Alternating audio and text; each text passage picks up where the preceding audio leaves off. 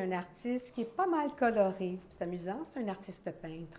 Il a eu une ancienne vie avec une profession et maintenant, il a choisi l'art. Sans plus tarder, Henri Martin Laval. Bonjour Henri. Bonjour, bonjour. Merci d'avoir accepté notre invitation. C'est vous qui êtes gentil, c'est toi qui es gentil de m'avoir invité. On Merci. se rend mutuellement service. Je l'espère. Henri. Oui, Henri. oui. Tu n'as pas été artiste peintre toute ta vie. Non, Tu as été psychologue. il faut le dire, il faut le dire. Oui, J'ai été absolument. psychologue pendant 40 ans. Wow! J'ai passé ma vie à faire de la psychologie pour la gagner. Mhm. Mais j'ai toujours dessiné. Depuis que je suis tout petit, Oui. je dessine. Oui. Et j'ai des cartons chez moi qui datent de 1960. On ne dira pas la date. Non, ben ça va. De très Déjà, le longtemps. 40 ans nous situe un peu. Voilà. Hey, écoute, il m'a conté une affaire, une Allez. anecdote particulièrement amusante. Tu disais que tu dessinais quand tu t'ennuyais dans certains... Maintenant, je peux le dire, Oui, oui, oui. effectivement, Oui, mais oui, je me c'est souviens amusant. d'abord les cours universitaires, c'est certain. J'ai dessiné pendant la moitié de mes cours. J'ai quand même en art un diplôme, une maîtrise en art, Ah mais bon? c'est une maîtrise en psychologie, Oui. pas en dessin. OK. Et effectivement, je me souviens de réunions plates dans des organismes que je ne nommerai pas. Non, non, non, on ne veut pas le Où savoir. j'étais assis là, mais je crayonnais, je dessinais et je gardais tout. Et Oui. souvent, chez moi, je refaisais. Jamais avec l'ampleur que j'ai pris aujourd'hui, Oui. mais j'ai toujours aimé et j'ai toujours eu le réflexe d'aller chercher dans mon dessin un réconfort. Bien. Ça me fait du bien de dessiner, j'aime ça. Hey, c'est simple. fantastique. Moi, j'aime assez ça, là, les gens qui sont heureux de s'exprimer, de sentir des émotions, de sortir Oui, des oui. émotions.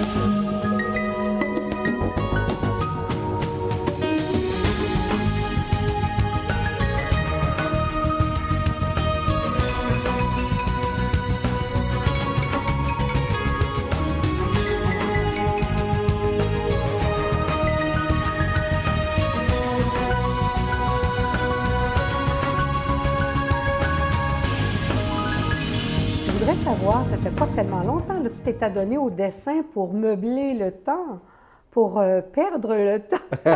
Enfin, mais pour sérieusement, comment tu as commencé Oui. à vraiment...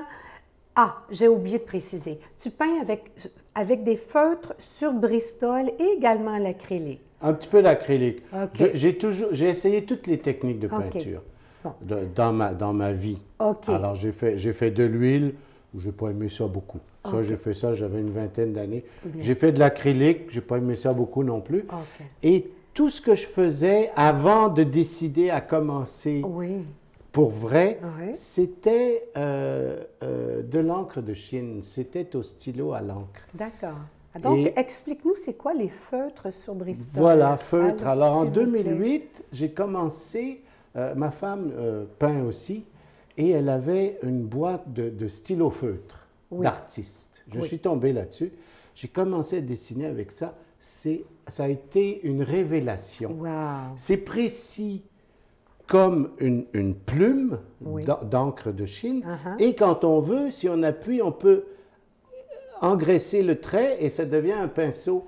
Alors, ça permet de faire des effets et d'aller chercher des détails très pointus. Bien. Et en même temps, quand on veut emplir une surface, ben, on peut y aller aussi. OK. Ben, remplir une toile comme celle-ci, qui est le cheval or. Les talons or. Les talons or. Oui. Oui. En période de crise économique, je me suis dit, il faut faire les talons or. Absolument, absolument. On n'est pas passé à côté, mais là, toute cette grande toile, elle a été faite au feutre. C'est du stylo feutre, d'un Wow. bout à l'autre. Oui. Ça prend de la patience. Il faut de la patience. Je pense qu'il faut surtout avoir un bon plan. OK. Ce qui est le plus long dans ce travail-là, c'est pour moi, Oui. c'est de choisir mes formes. D'accord. Si on regarde Hinouk, toutes les formes sont précalculées. Évidemment, je fais des esquisses, je fais des brouillons. Et quand je suis satisfait, l'application du feutre, c'est relativement secondaire, je dirais. C'est de la finition. D'accord. Pour moi, le travail de création, c'est de savoir quelle partie va être noire et quelle partie va être dorée. D'accord. Oui, oui, absolument. C'est d'une importance capitale. Et je fais ça avant. Après ça, OK. je me défoule. Bon, c'est bien. C'est bien. Alors, ce que je voulais savoir aussi, c'est que quand tu as commencé sérieusement, il y a eu un événement qui est arrivé, tu as vendu une toile. J'ai vendu une toile, oui. Ta première vraie toile? Pas la première. Non, OK. C'était une toile, c'était vraiment accidentel. J'étais chez des amis et je m'étais fait faire des petites cartes d'affaires avec des toiles dessus. Et il y a quelqu'un qui était là qui a vu ça. Oh, c'est joli. Est-ce qu'on peut l'avoir? J'ai dit oui et il me l'a acheté. Mais. C'est émouvant, ça? Oui, et ça m'a ému à deux niveaux.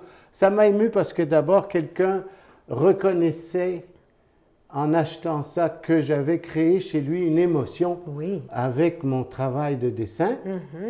Et puis, ça m'a ému aussi parce que c'est un petit peu la dépression postpartum. Se séparer de son œuvre, ça m'a fait de la peine. Ah, ça, c'est un choc? T'as de pas eu le le temps de te vendre préparer? pour de l'argent. Oui. Ça m'a vraiment touché. Oui, oui, oui. Je l'aimais, moi, ce dessin-là. J'étais d'accord. Lui aussi, il l'aimait.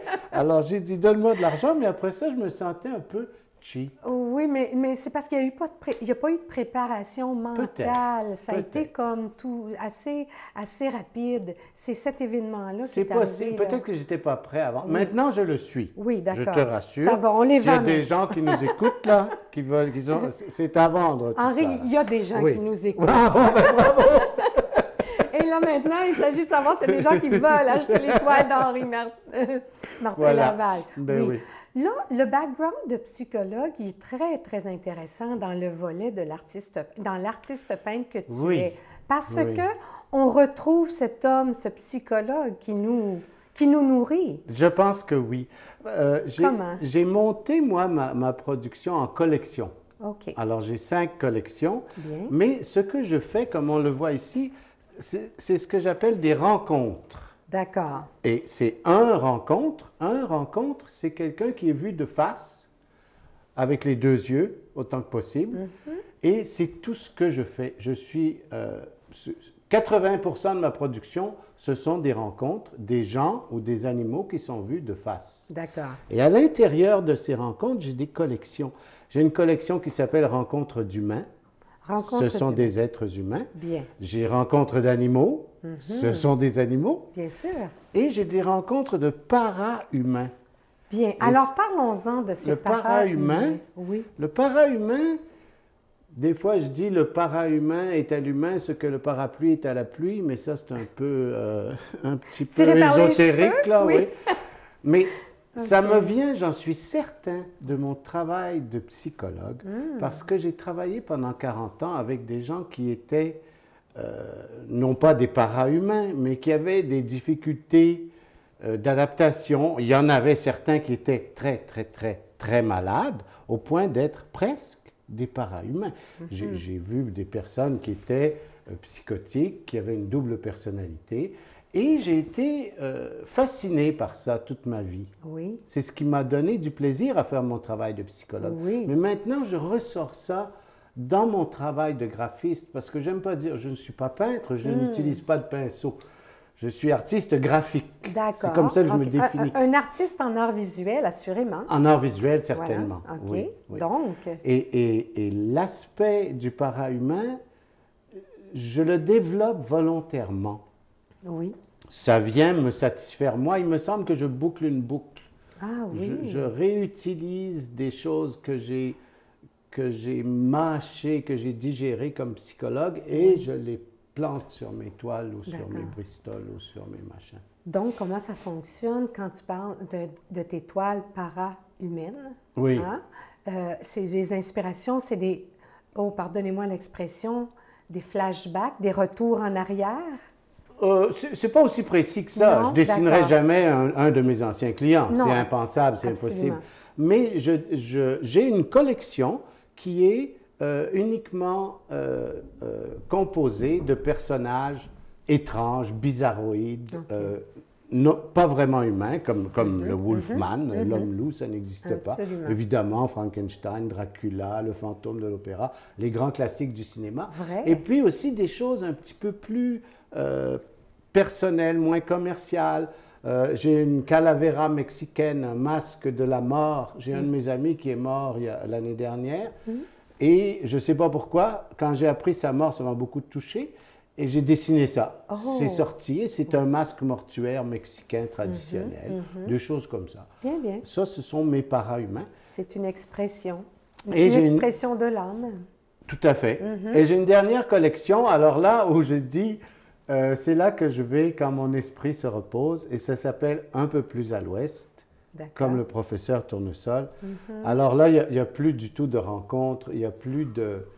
Je n'ai plus d'intérêt à reproduire le réel, j'ai au contraire un intérêt à m'évader dans ma tête à moi, et ça donne des formes un peu bizarroïdes et toutes sortes de choses amusantes que vous pourrez voir sur mon site web, n'oubliez pas. Absolument, absolument. Et il y en a quelques-unes qui ont défilé à l'écran.